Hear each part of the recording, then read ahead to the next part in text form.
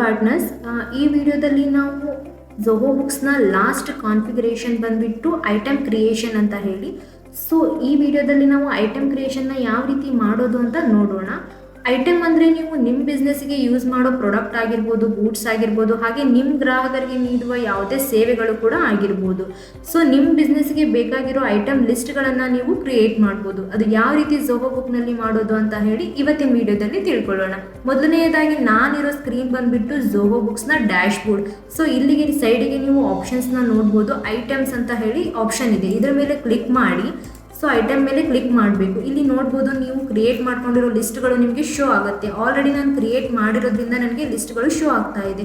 So ನೀವೇನಾದರೂ manually 1 by 1 create ಮಾಡ್ತೀನಿ ಐಟಮ್ನ ಅನ್ನೋದಾದರೆ ಇಲ್ಲಿ ಸೈಡ್ಗಡೆ ಆಪ್ಷನ್ ಇದೆ ನ್ಯೂ ಅಂತ ಹೇಳಿ, ಕ್ರಿಯೇಟ್ ನ್ಯೂ ಐಟಮ್ ಅಂತ ಆಪ್ಷನ್ ಇದೆ. ಇದ್ರ ಮೇಲೆ ನೀವು ಕ್ಲಿಕ್ ಮಾಡಬೇಕು. ಕ್ಲಿಕ್ ಮಾಡಿದ ತಕ್ಷಣ ನಿಮಗೆ ಒಂದಿಷ್ಟು ಮ್ಯಾಂಡೇಟರಿ ಆಪ್ಷನ್ಸ್ ಕೂಡ ಇದ್ದಾವೆ, ಅದನ್ನು ನೀವು ಫಿಲ್ ಮಾಡಲೇಬೇಕಾಗುತ್ತೆ.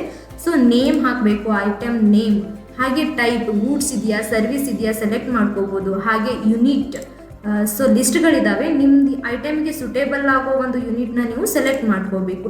ಹಾಗೆ ಇಲ್ಲಿ ಇಮೇಜಸ್ ಕೂಡ ಇದೆ, ನೀವೇನಾದರೂ ಇಮೇಜ್ನ ಇಂಪೋರ್ಟ್ ಮಾಡ್ಕೋತೀನಿ ಅಂತ ಹೇಳಿದರೆ ಅದು ಕೂಡ ಆಪ್ಷನ್ ಇದೆ. ಸೊ HSN ಕೋಡ್ ಹಾಕಬೇಕು. ಹಾಗೆ ಟ್ಯಾಕ್ಸ್ ಪ್ರಿಫರೆನ್ಸಸ್, ಟ್ಯಾಕ್ಸೇಬಲ್ಲ ನಾನ್ ಟ್ಯಾಕ್ಸೇಬಲ್ಲ ಅದನ್ನು ಸೆಲೆಕ್ಟ್ ಮಾಡ್ಕೋಬೇಕು. ನೆಕ್ಸ್ಟ್ ಸೆಲ್ಲಿಂಗ್ ಪ್ರೈಸ್ನ ಹಾಕೋಬೇಕು. ಹಾಗೆ ಇಲ್ಲಿ ಅಕೌಂಟ್ ಇದೆ ಮತ್ತು ಡಿಸ್ಕ್ರಿಪ್ಷನ್ ಬಾಕ್ಸ್ ಇದೆ, ಏನಾದರೂ ನೀವು ಡಿಸ್ಕ್ರಿಪ್ಷನ್ ಮೆನ್ಷನ್ ಮಾಡ್ತೀನಿ ಅಂದರೂ ಕೂಡ ಮಾಡ್ಕೋಬೋದು. ಹಾಗೆ ಪರ್ಚೇಸ್ ಇನ್ಫಾರ್ಮೇಷನ್ ಇದೆ, ಅಂದರೆ ಕಾಸ್ಟ್ ಪ್ರೈಸಿಂಗ್ ಹಾಕೋಬೇಕು. ಹಾಗೆ ಅಕೌಂಟ್ನ ಸೆಲೆಕ್ಟ್ ಮಾಡ್ಕೋಬೇಕು. ಇಲ್ಲೂ ಕೂಡ ಡಿಸ್ಕ್ರಿಪ್ಷನ್ ಆಪ್ಷನ್ ಇದೆ, ನೀವು ಡಿಸ್ಕ್ರಿಪ್ಷನ್ ಹಾಕೋಬೋದು.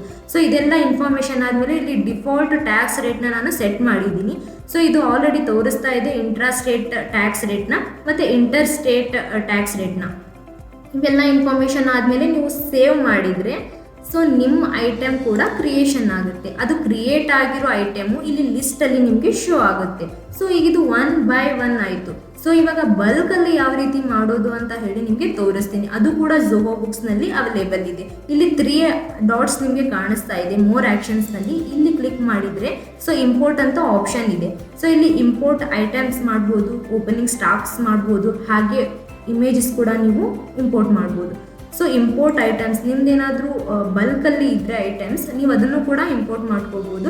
ಸೊ ಇಲ್ಲಿ ಚೂಸ್ ಫೈಲ್ ಮೇಲೆ ಕ್ಲಿಕ್ ಮಾಡಿ ಲೊಕೇಶನ್ ಎಲ್ಲಿದೆ ಅದನ್ನು ಸೆಟ್ ಅಂದರೆ ಸೆಲೆಕ್ಟ್ ಮಾಡಿಕೊಂಡು ನೀವು ಇಂಪೋರ್ಟ್ ಮಾಡಬೇಕಾಗತ್ತೆ. ನಿಮ್ಗೆ ಏನಾದರೂ ಸ್ಯಾಂಪಲ್ ಫೈಲ್ಸ್ ಬೇಕಿದ್ರೂ ಕೂಡ ಇಲ್ಲಿ ಅವೈಲೇಬಲ್ ಇದ್ದಾವೆ, ನೀವು ಸ್ಯಾಂಪಲ್ ಫೈಲ್ಸ್ ಕೂಡ ಡೌನ್ಲೋಡ್ ಮಾಡ್ಕೋಬೋದು. ಸೊ ಇವತ್ತಿನ ವಿಡಿಯೋದಲ್ಲಿ ನಾವು ಐಟಮ್ ಕ್ರಿಯೇಷನ್ ಬಗ್ಗೆ ತಿಳ್ಕೊಂಡ್ವಿ. ಸೊ ನಿಮ್ಗೆ ಇದರಲ್ಲಿ ಏನಾದರೂ ಡೌಟ್ಸ್ ಇದ್ದರೆ ನೀವು ಕಮೆಂಟ್ ಮಾಡ್ಬೋದು. ಹಾಗೆ ನಮ್ಮ ಆಫೀಸ್ ನಂಬರ್ನ ಮೆನ್ಷನ್ ಮಾಡಿರ್ತೀನಿ. ನಿಮಗೆ ಯಾವುದೇ ಸಾಫ್ಟ್ವೇರ್ ರಿಕ್ವೈರ್ಮೆಂಟ್ ಬಂದರೂ ಕೂಡ ಆ ನಂಬರಿಗೆ ಕಾಂಟ್ಯಾಕ್ಟ್ ಮಾಡಿ. ಹಾಗೆ ನೆಕ್ಸ್ಟ್ ವಿಡಿಯೋದಲ್ಲಿ ಇನ್ನೊಂದು ಫೀಚರ್ ಬಗ್ಗೆ ನಾವು ತಿಳ್ಕೊಳ್ಳೋಣ.